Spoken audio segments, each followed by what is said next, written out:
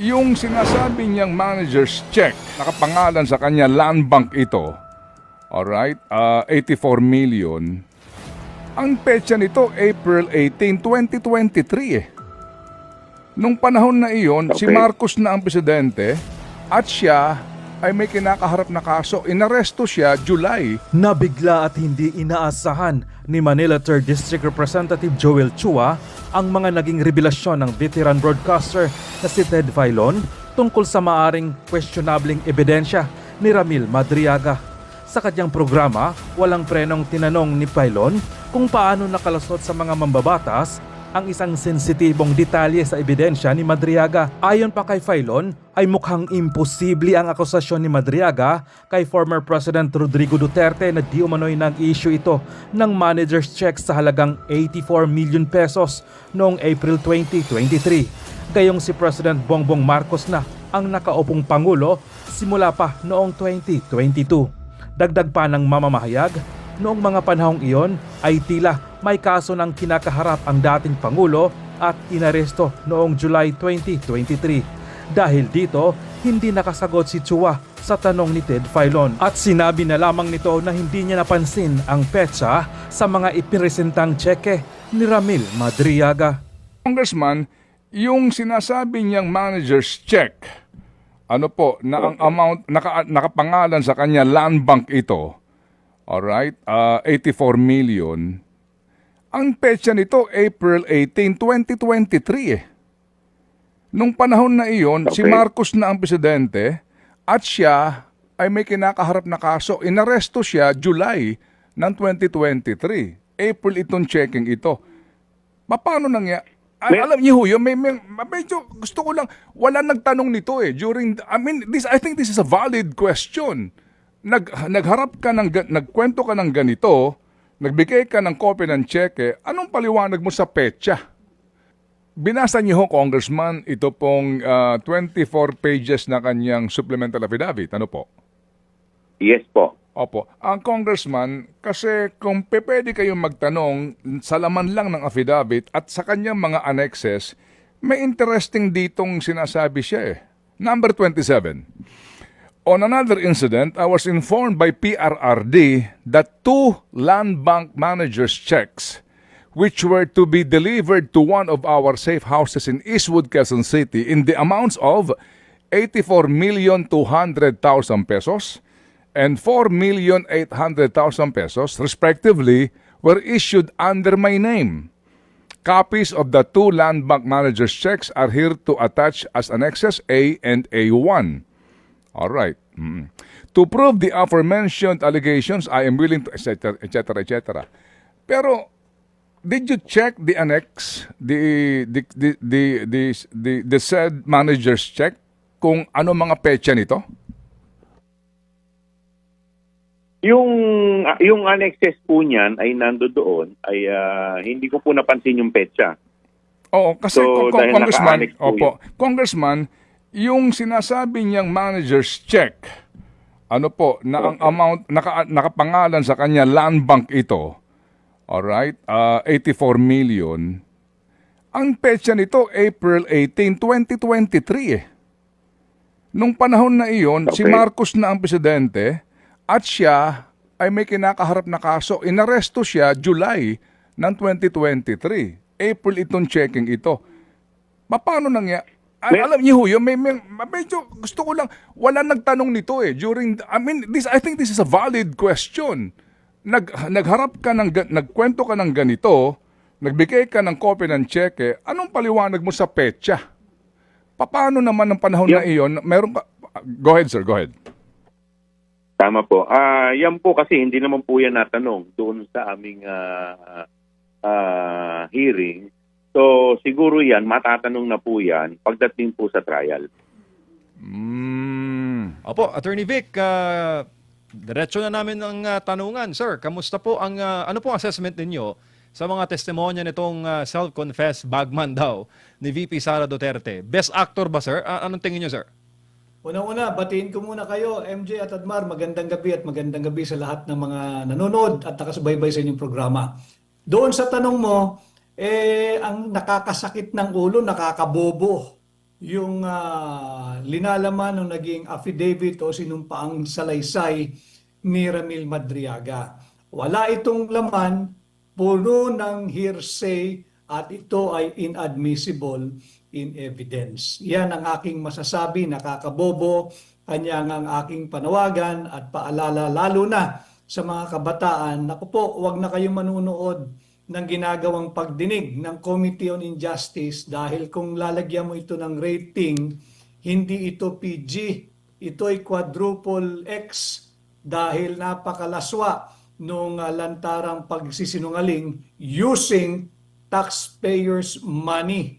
In full view of the Filipino people, nagsasayang tayo ng ating limited resources para lang bigyang espasyo itong napakasinungaling na crying star witness ng Committee on Injustice ng House of Representatives. Opo, tsaka nauna na rin kasing nag-warning itong si Cagayan de Oro Congressman Rufus Rodriguez, kapwa po ninyo abogado, hinggil po dito sa kredibilidad nitong si Madriaga.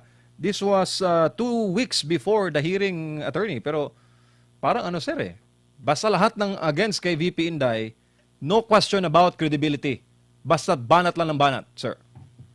MJ, kasi yung mga nag-iimbestiga, wala ding credibility. And as I have mentioned earlier this evening in my podcast, ang sinabi ko nga, nagtagpo, nagsama, maging magkasangga na ngayon, yung mga pinuno at miyembro ng Maletagang ng Kongreso at nung leader ng notorious na kidnapping for ransom gang na Madriaga. Nagsama-sama sila sa isang pagdinig. So dito, ano ito samahan ng mga gangs ito Tapos ang gamit nila para ma-sustain itong paninira kay VP Inday Sara Duterte ay ang ating buwis na higit sanang nagagamit ng tama. Lalo pa, ngayon tayo ay humaharap sa isang napakalalim na krisis. Opo, tsaka sinasabi kasi nila sir, trabaho nila na imbestigahan ang Vice President dahil nga may nakabinbin na impeachment case laban sa ikalawang Pangulo. Pero kung babasahin nyo naman po ang comment section, Attorney Vic, sa lahat po ng major news agencies, maging sa SMNI, negatibo po ang impresyon ng taong bayan dito kay Madriaga, sir. Unang-una, sa kanyang mismong affidavit, sinasabi niya siya ay kasalukuyang nakapiit sa Camp Bagong Diwa, sa kasong kidnapping. Doon pa lamang yung kanyang paragraph 1, inamin na niya siya ay nakapiit sa kasong kidnapping. Sino naman maniniwala sa isang kaso, sa isang tao na humarap sa kaso, napakaseryosong kasong kidnapping? And alam mo, yung sinasabi ng House Committee on Injustice na sila'y nag-iimbestiga, tama, kung meron talagang nakabinbin na impeachment complaint, imbestigahan. Pero bago ka naman magsalang ng iyong star witness, tingnan mong mabuti, busisiin mong mabuti, bukod lamang sa hindi lamang yung kredibilidad nito, kung hindi yung linalaman ng kanyang affidavit. Let me go back doon sa naging desisyon na isinulat ni Senior Associate Justice Marvic Leonen. Sinabi niya sa kasong Sara Duterte versus the House of Representatives patungkol sa naunang impeachment laban sa kanya last year. Sinabi ng ating Korte Suprema, pagdating sa usaping impeachment, pagdating sa impeachment process, hindi lamang yung taong hinahabla, ini-impeach or si VP Sara ang under public scrutiny. Pag sumali ka sa impeachment process, yung complaint, affidavit complaint, yung complainant, yung mga testigo o tetestigo, yung mga nag-endorso ng impeachment complaint, pati na yung mga mag-iimbestiga ay pare-parehas na kayong under public scrutiny. Therefore, kinakailangan kayo ay mayroong kredibilidad. Pero itong nangyayari ngayon, inakusang tumanggap ng mali-maletang pera yung karamihang miyembro ng Injustice Committee ni hindi man lang nag-leave o kaya ay nag-recuse o kaya ay hindi na sumali sa pagdinig, nariyan pa rin. Walang credibility yung ginagawang pagdinig na yan. Tsaka, sir, nabanggit rin itong agreement, no, na sinasabi nitong si Madriaga, na meron dong sinabi sa kanya si former President Digong sometime in 2021 na yun nga, may mga planong pabagsakin, no, ang kasalukuyang administrasyon. Ang time frame po 2021, 2022, maalala po natin, busy tayong lahat doon sa kampanya, sir. Tama, ito yung nasa paragraph 29 MJ, yung patungkol sa kanyang subheading na term sharing and destabilization effort. Alam niyo, unang-una ito hearsay eh. Dahil ang tinuturo niyang source ng kanyang information ay si Pangulong Rodrigo Roa Duterte. And as you know, hindi naman pwedeng basta tanggapin natin itong deklarasyon ni Ramil Madriaga nang hindi available for cross-examination o hindi man lang matanong yung supposedly declarant o yung nagkwento sa kanya ng kwentong ito. So yung kanya hearsay eh. But be that as it may, pwede mong subpinahan ngayon yung magkapatid na Marcos. Kasi dalawa dito binanggit eh, si Bongbong at saka si Amy. Kanina nagsalita, I believe, hindi ko lang napanood at nalalaman yung buong buod ng kanyang sinabi. Subalit, I think there is already a disclaimer from Senator Amy Marcos na itong paragraph 29 na sinasabi ni Madriaga ay nangyari. So may denial na. Now, for the sake of fairness and clarity and due process and equal protection of the laws, marapat ipatawag ng House Justice Committee, subpinahan ninyo si Senadora Amy Marcos para makumpronta niya itong si Ramil Madriaga. Pangalawa, subpinahan ninyo si Bongbong Marcos kung totoo yung pagdinig ninyo para makumpronta niya o kumpirmahin niya yung sinasabi ni Ramil Madriaga na mayroon silang pagkakasunduan ng term agreement na with VP Inday. Dahil wala naman si VP Inday sa salaysay ni Ramil Madriaga eh, pero yung dalawang magkapatid nariyan. So subpinahan nila. At pag yan naman ay kung yung pirma ni Bongbong Marcos, di kasuhan din nila si Bongbong Marcos for betrayal of public trust. Imaginein mo you're courting the votes and support of the Filipino people for president. Yung pala may side dealings ka na hindi ka tatapos ng termino mo pagka ikay naging Pangulo. So may ipit na ipit itong affidavit na ito. Napakawalang kwentang script. Kung sino man ang sumulat nito, kinuha lang yung malaking bayad tiyak. Pero walang patutunguhan itong affidavit na ito. Do you think, sir, magbabackfire ito sa kampo ng Madriaga? Dako, backfire na. Backfire na. Butas-butas na ito. Yung kayong sinabi lang niyang painting eh. Yung mismong artist na ang nag-deny. Yung si Binibining Tanya Gaisano Lee, yung artist nung pinakitang painting, hindi ba? Sinabi niya, yan ay likha ko. Akin yan. Ako ang nagbigay kay Mayor Inday Sara Duterte nung si Mayor Inday Sara Duterte, mayor pa ng Davao City. How can you debunk that? Yung mismong lumikha nung painting ang nagsasabing akin yan, gawa ko yan. Ako yung artist niyan. So yung palang ipit na siya doon eh. And then yung sinasabi niyang siya'y bahagi ng VP Security Group. Bakit hindi subpinahan din naman? Yung dalawang colonel na binabanggit, si Colonel La Chica at saka yung, I'm looking at the name now. I'm looking for the name now, MJ at Admar. Velasco. Colonel Nolasco. Thank you. Colonel Nolasco and Colonel La Chica. Again, for clarity, for balance, for objectivity, for fairness. Just do not give too much credit on this detainee and facing charges of kidnapping na binibigyan niya ang treatment parang gospel truth. And one more, before we move to another topic probably, binabanggit ni rin niya sa panimula itong paragraph 9 niya that he was directed by PRD no less na magtrabaho bilang counterintelligence agent ng NSC. Kaka-resign lang naman today, hindi na busy ito. So pinahan ninyo si General Eduardo Año dahil I believe nung panahon din ng ni PRD, aktibo sa security cluster si Ed Año at yung kanyang si General Hermogenes Esperon na naging National Security Advisor. Tanungin, talaga bang counterintelligence agent under your office, NSC, itong si Ramil Madriaga? Opo, sir. Sapat na po bang ebidensya itong video greetings, birthday greetings ni VP kay Madriaga? Alam mo naman, MJ, 5-5 yan sa mga public personality. Di ba nare-requestan ka ng video? Sa amin, may malaking bagay yun dahil ibig sabihin may halaga yung pagbati mo. Lalo naman doon sa nagre-request. So normal yan. Walang pinapatunayan yan na tayo'y close o walang pinapatunayan yan na inner circle kita.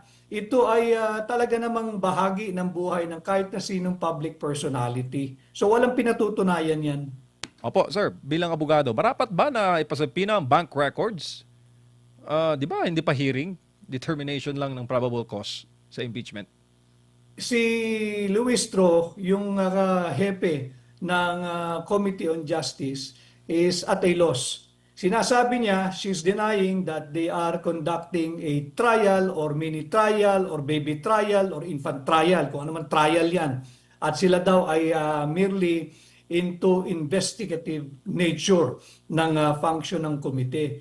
Pero yung pagsusubpina, bakit ka magsusubpina?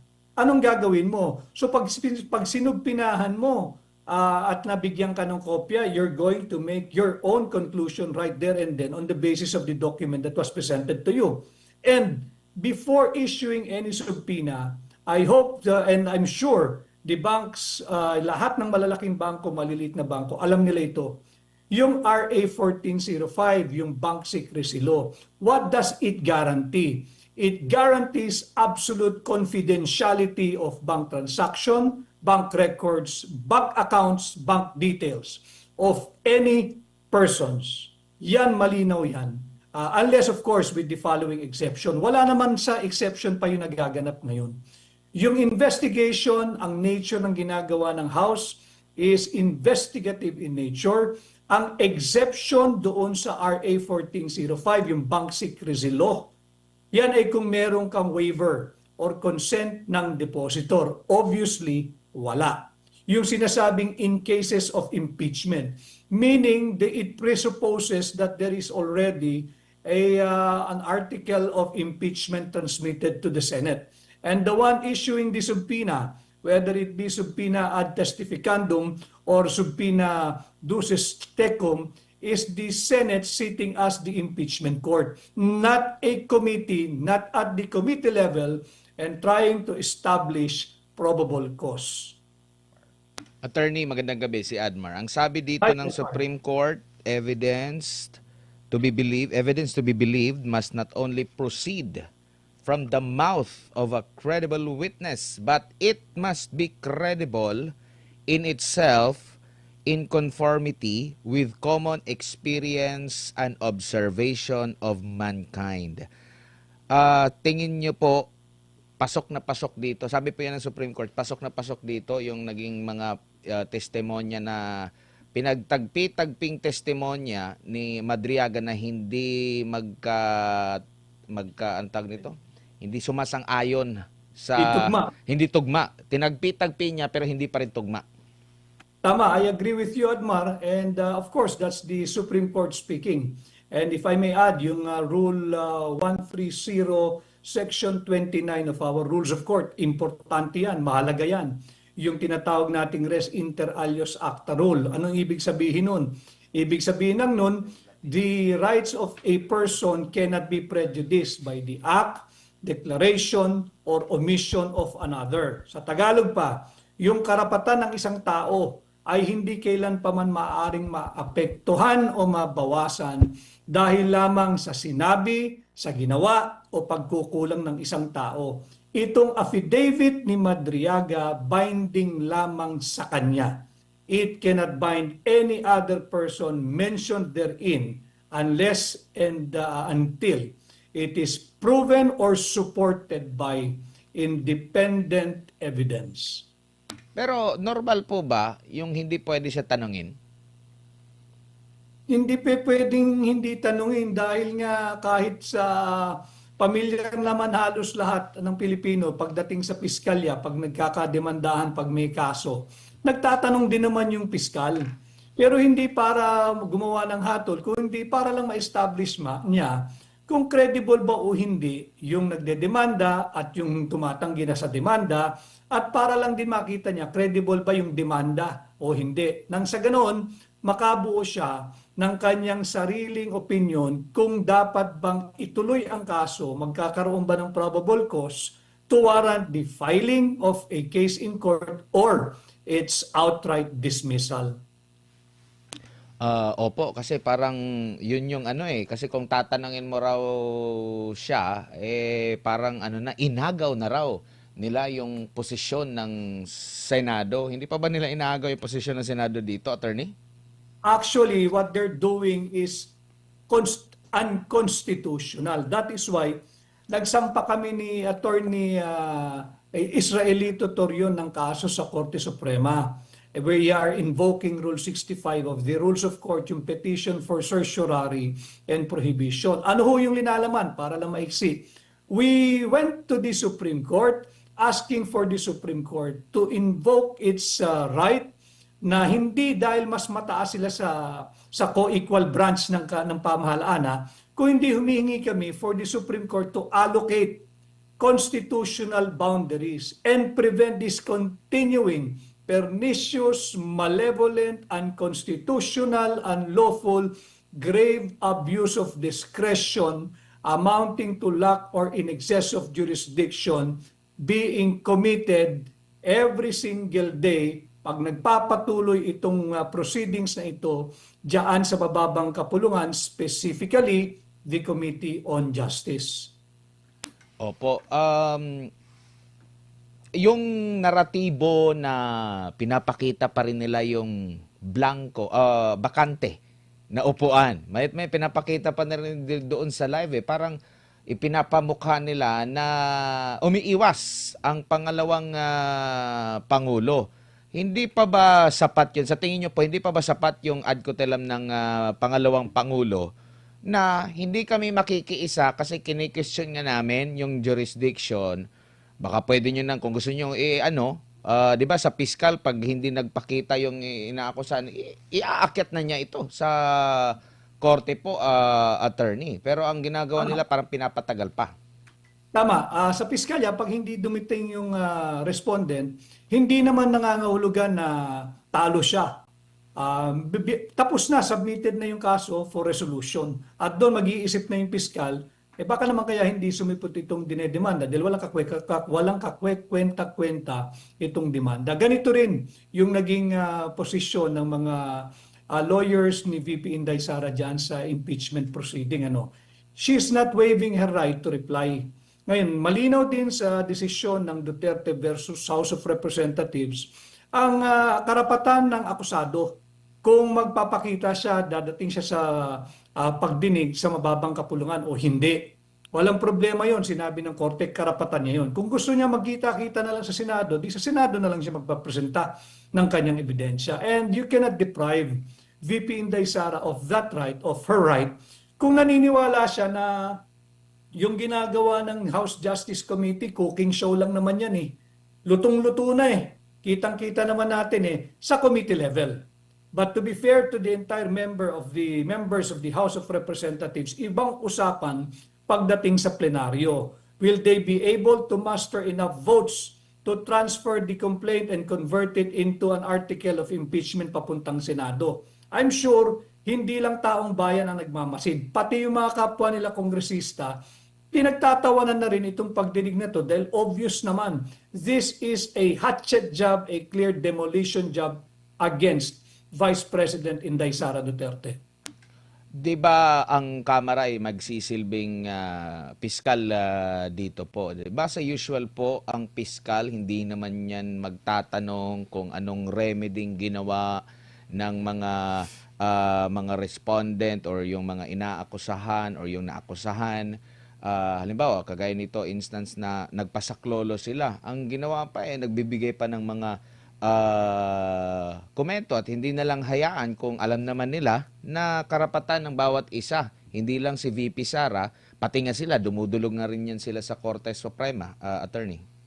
Tama yun. You cannot compel kung ano man. Alam mo, yung impeachment complaint should rise and fall according to its own merit. Ang ginagawa nila, issue ng subpoena rito, issue ng subpoena riyan, pinupunan nila yung kakulangan ng patunay o ng ebidensya o ng patibay. Hindi pwedeng ganun. Yung impeachment complaint, dapat yan titindig base sa sarili niyang lakas.